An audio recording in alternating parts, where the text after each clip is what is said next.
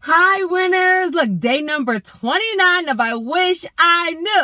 Look, one more day. Y'all hung in here for me. Has this been helpful for you guys? I hope it's been helpful. It's actually been a ton of fun. And I will say the feedback that I have gotten has been amazing on YouTube, on Instagram, and my DMs, my inbox, my text. So thank you so much. And guys, I know out of 30 days, every single day may not apply to you, maybe a lot, maybe a little, but it was my hope when I started this that some information would help somebody. Look, somebody who needed to hear a message got a word. Amen. So for day number 29 though, guys, we're about to dig into some numbers, okay? Because for today's I wish I knew how important it was to reverse engineer your goals and to assess your business's core competencies. I know y'all like, Terri, you hit me with it. Yes, y'all. I'm not playing with y'all. So I am going to explain what reverse engineering your goals means. And I'm also going to explain the core competencies. Guys, this is business, right? We're talking about getting to the next level. And so when you want to get to the next level, you want to be self-employed. You want to retire yourself, retire your spouse. You want to start a legacy. You want to make your side hustle income producing. Guys, stop treating it like a hobby. I promise you, the people that are wildly successful, they are looking at the numbers. They have a team. They're setting some goals. And guys, real quick, yes, we want to create impact. Yes, we want to create value. Yes, we want to influence and all of those things. However, it's a business. If your business is not running and you go bankrupt or you lose a bunch of money, who are you influencing? Who are you impacting? Who are you creating value for? You're destitute. So this goes hand in hand. We're going to have the real conversations. I told y'all I was going to keep it real, raw, and uncut. Okay. So I'm going to explain what reverse engineering your goals means and also the core competencies. This is a big mistake I see entrepreneurs, self-employed people, investors make, that they're not looking at their business like in a business, like almost like an audit, guys. Okay. And real quick, I wish I knew. So for the next 30 days, one more day, I do in the evening a real quick video, just a conversation, right? Not Terri's tips, not the credit expert, just a conversation about things that I wish I knew as I was building. I wish somebody said these things to me a lot sooner. Somebody outlining these things like, guys, I had credit, I was doing real estate investing, but nobody taught me how to be an entrepreneur. Look, I failed through this. They remember that book, Fail Forward? Baby, I learned through the fire, through the baptism, right? And so this is why I'm having these conversations, because I want to help more people just understand what it looks like when you're really trying to reach that next level. So 30 days, we're on day number 29, a lesson, a blessing, a win, a fail. Guys, this is going to help you have success, okay? Reverse engineering your goals and assessing your business, almost like doing audits and understanding some core competencies. A mistake I see people do is that you will see a great big brand, right? And maybe they're a 7-figure brand, and you'll say, great, that works for them. Let me go ahead and copy their system, copy their strategies, copy what they're doing. And what happens is that their growth, what they're looking at, their process is completely different than a brand new business or a mid-sized business. And guys, this is for anything, whether you're a service, whether it's a product, whether you're an investor. Listen to the actual, what I'm saying. Listen to the principles, the theories, the knowledge, because you can apply it to any business, any level, any type of investing. Promise you, okay?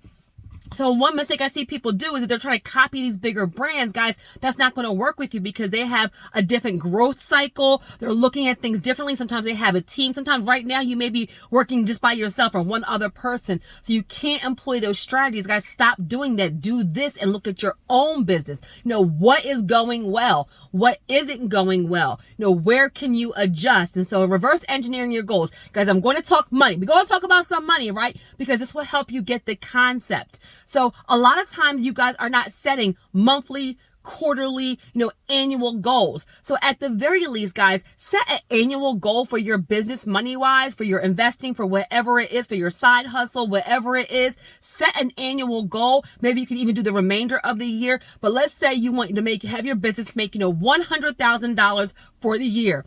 Great. Let's say we started in January, and guys, you can apply this anywhere, maybe for the remainder of the year if you want to do that.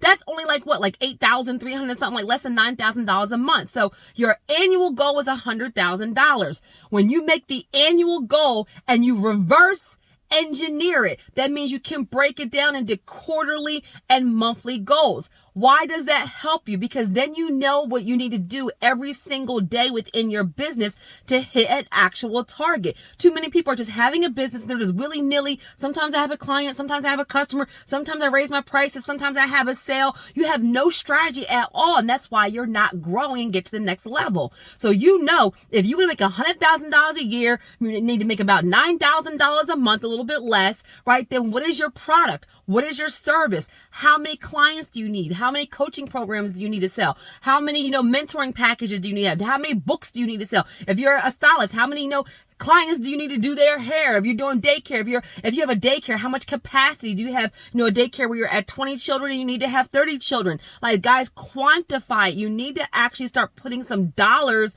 and cents and some real numbers to these goals so you can actually get there. So you have a $100,000 goal. You need to make between about $8,300 something a month. Then figure out what is your product or service that can actually get there. Guys, start there with the numbers. That way you know what you need to do daily. Now, with the core competencies, right? Guys, understand, I'm going to give you a couple of them. I'm going to put them in buckets. So number one, a core competency is your lead generation, right? Your leads, your traffic for your business, right? No matter what business you have, if you don't have customers, you don't have clients, you're not a business yet. You're not income producing yet. So sometimes you need to focus there.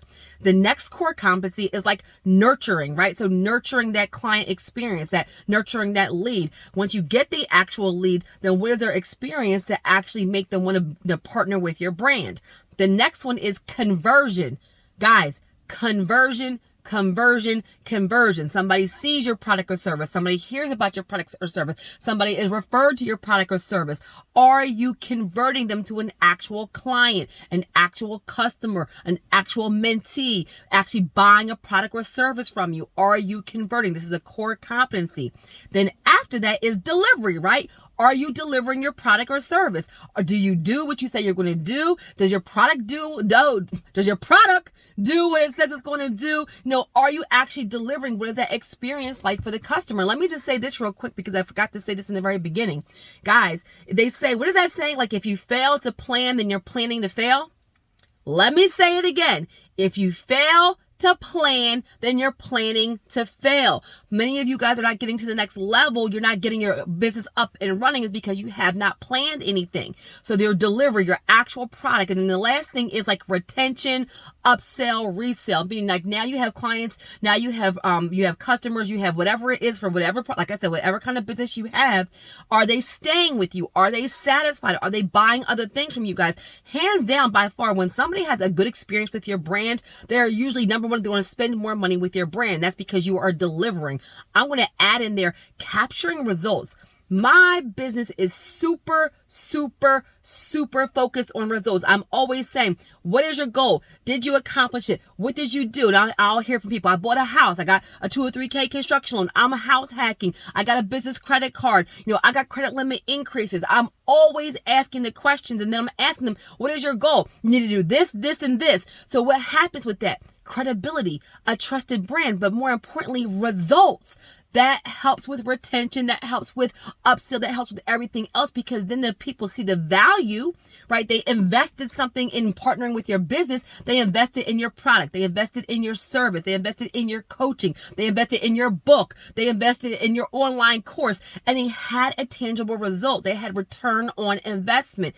That makes them feel like, wow, like that was good money spent. What else does this person have to actually offer? Because I know that they are known for results. Guys, some of you guys are not getting to the next level because you're focusing in the wrong area. So based on where you are with your business, if you're a brand new business, you may not be looking at upsell or retention yet because you're still looking at just trying to get leads and trying to get referrals. So some of you guys are looking in the wrong area. Like, oh my God, I don't know how I'm going to hire people. Oh my God, I don't know about payroll. You don't have any employees yet.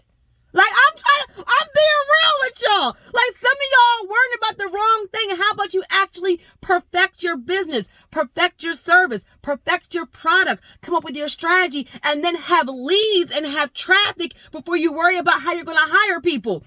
You don't have that problem yet. Guys, know where you are with your business. Newer businesses. If you have a newer product that you launched, you're going to be focusing on leads, on traffic, on nurturing it, and also on conversion. Heavy on conversion, right? Because if you have all this fancy website and fancy marketing and fancy funnels, but nobody's actually providing like investing in your service or product, well, then you're also not going to have the results either, because everything looks amazing, but nobody's a client, okay? And then if you're maybe older in your business or trying to get to the next level, or maybe you've been stagnant in your business, maybe you need to look at your delivery.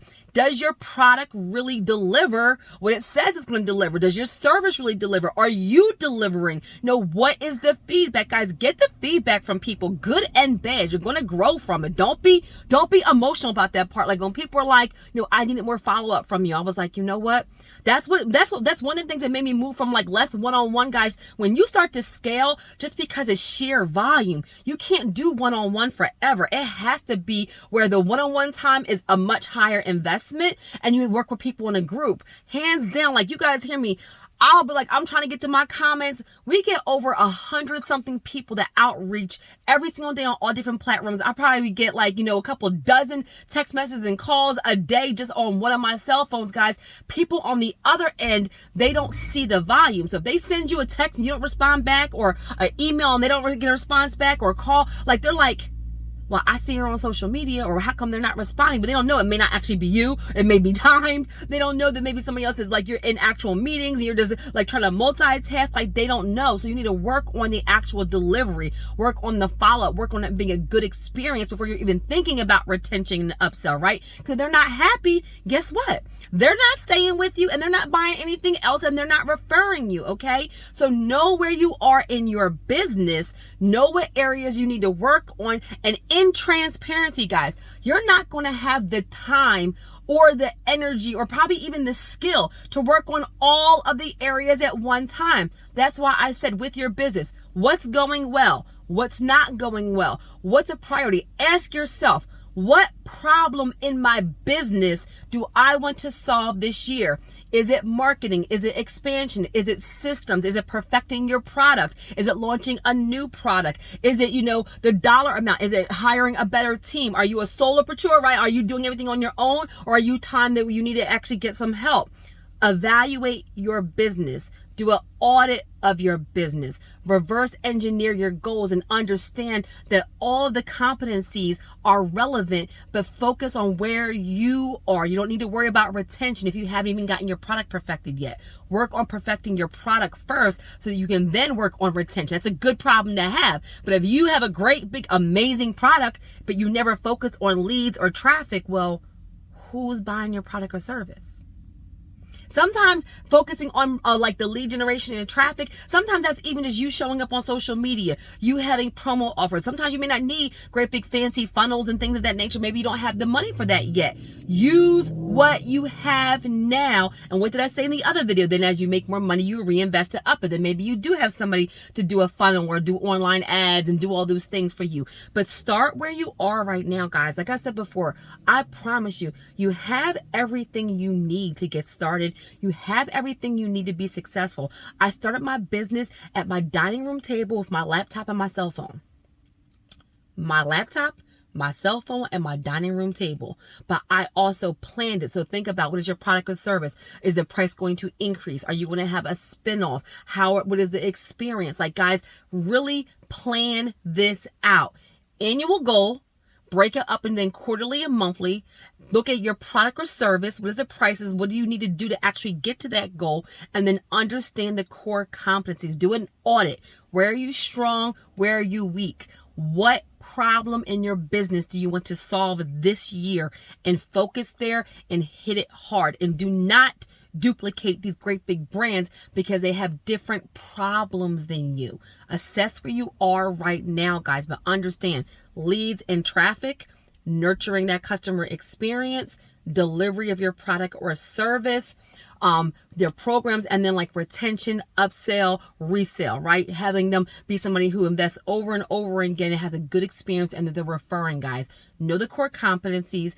Do an audit of your business. Hands down, if you, and I've been saying hands down every video, so I guess all 30 of them are hands down, guys. I'm sorry, but I somebody think about it. I'm like, that's so super important. I wish somebody would have told me, treat your business like a business. Day number 1, when you have 0 clients, 0 products, 0 anything, map it out. If you fail to plan, you're planning to fail. Map this out, guys. You will have much more success, and then you will end up having results instead of being just busy. There's a difference between being busy and being productive. Being busy and being productive. If you've been working like a dog for a whole month and your goal was $10,000 a month and you made $1,000, well, what went wrong? Where do you need to fix that? I promise you, it's probably 1 or 2 core competencies that if you would just work there, focus right there, it would be like a switch, and then you will see an explosion, and then you will have other problems. Amen.